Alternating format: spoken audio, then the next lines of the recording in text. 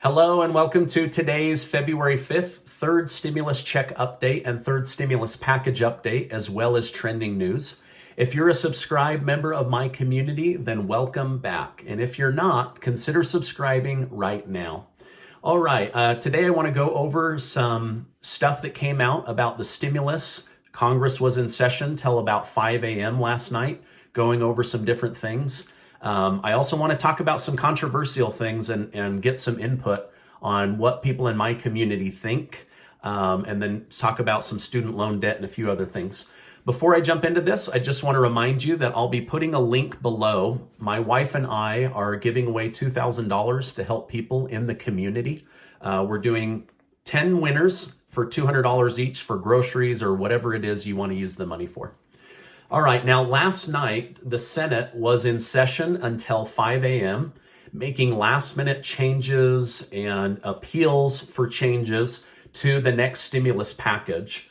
A few things that they voted on that were notable is they did vote against giving stimulus checks to illegal aliens here in the United States. They also voted to have money that would be lost from the closed down XL pipeline, that the government would make up for that money by giving Colorado and New Mexico a stimulus, but it did nothing to help the workers or the unions that lost their job and will have to now go find a new job. So kind of a win and kind of a loss.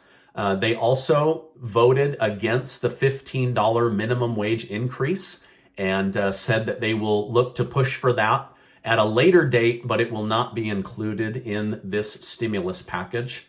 There was also a vote to change the income caps for the next stimulus check, but then there wasn't really a lot of details, only that they would review it. I have been hearing rumors that they may lower it down to $50,000. I hope they don't do that because I think it would break trust with a lot of Americans, which I'll be talking about here in a minute. Now, as of right now, there is still nothing in writing from the Biden administration or from Congress about what will be included.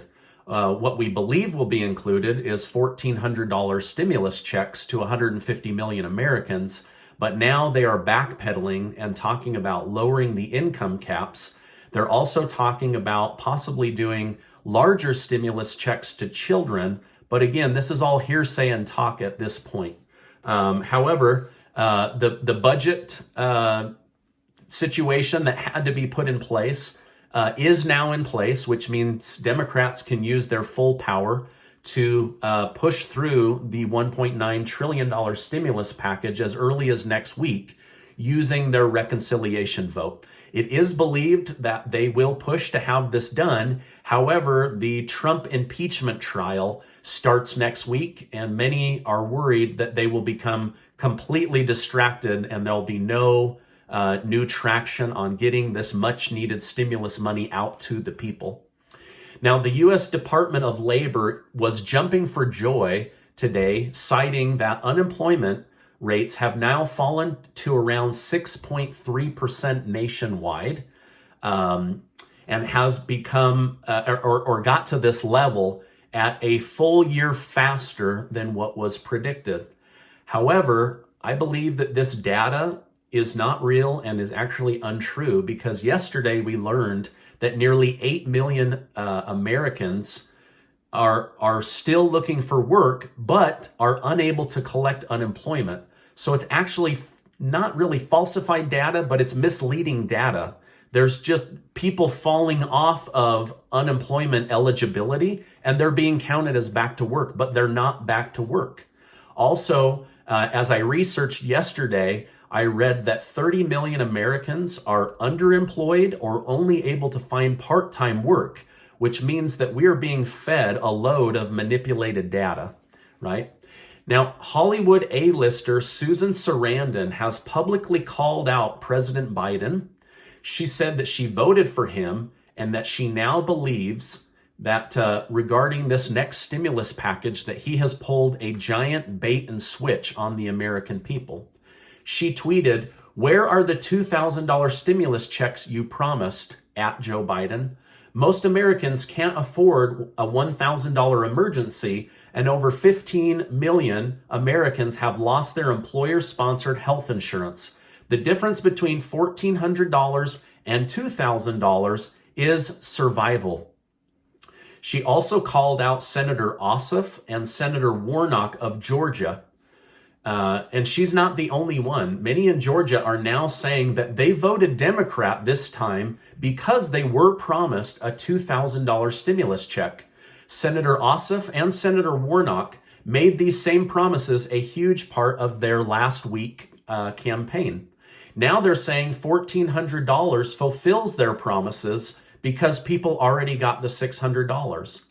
However, many are not happy with this answer, citing that it was President Trump that got them $600 and that President Biden promised $2,000.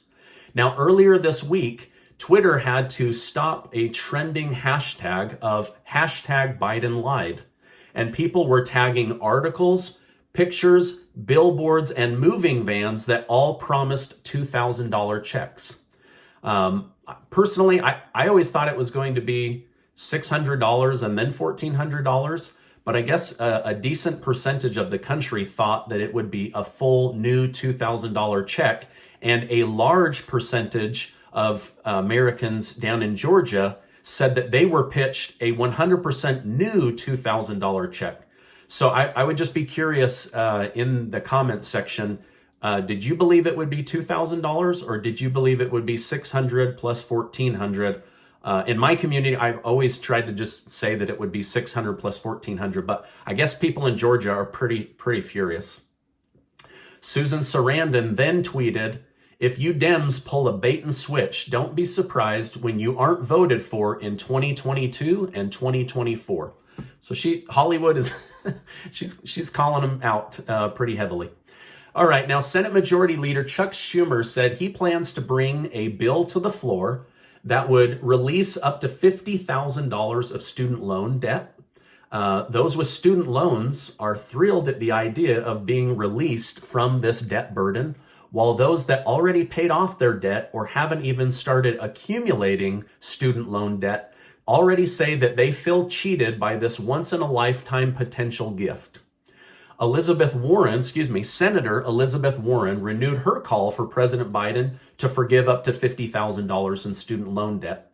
Senate Majority Leader Chuck Schumer says he will hear the matter and push for it to happen. Now, many took to Twitter to defend the opportunity, while others took to Twitter to point out other options, such as just remove the interest over the course of a student's life and allow them to pay it back without the onerous interest on top of the debt. Ultimately, lawyers will have to fight out whether a president of the United States even has authority to forgive nearly $1 trillion in student loan debt. Now, speaking of Senator Warner, she is calling for the CEO of Robinhood stock trading app to be brought in for questioning before a Senate committee to better understand their business model and their true connection to large hedge funds on Wall Street.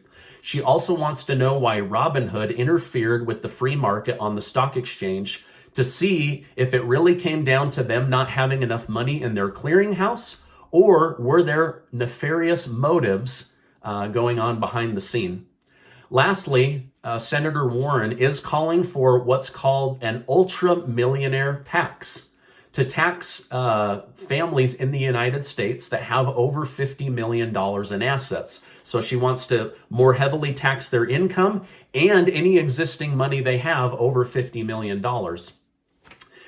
Many cheered as they believe that the wealthy are not paying their fair share, while many millionaires said, hey, we'll just move out of the country. So I'm not sure where we'll end up with this. Yesterday, Representative Marjorie Greene of Georgia was stripped of her committee assignment based on a vote held in the House of Representatives. The president of CNN will be stepping down later in the year. It's not clear if this had something to do with CNN's ratings dropping by 40% since President Biden became president, or if there's something more going on.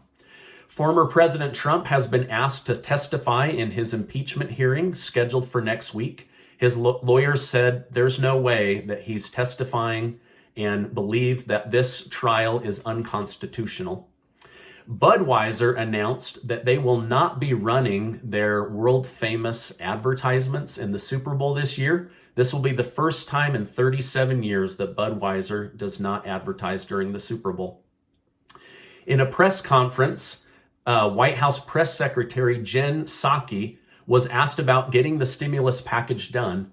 She responded by saying, "I've learned that you can always trust House Speaker Nancy Pelosi, so the stimulus will get done." Really? Because the last year has taught me that I don't think I can trust Nancy Pelosi or Mitch McConnell or basically anybody on Capitol Hill. So I don't know. What are your thoughts? Can you always trust Nancy Pelosi, like the White House press secretary said? Anyway, this is my update for today. As I know more, I will definitely share more. Before you go, make sure to check that link out to go and win, be one of the winners of the $2,000. As we go into the weekend, I just wish to remind you that you are amazing. I appreciate you being in my community, and I'll see you on the next video.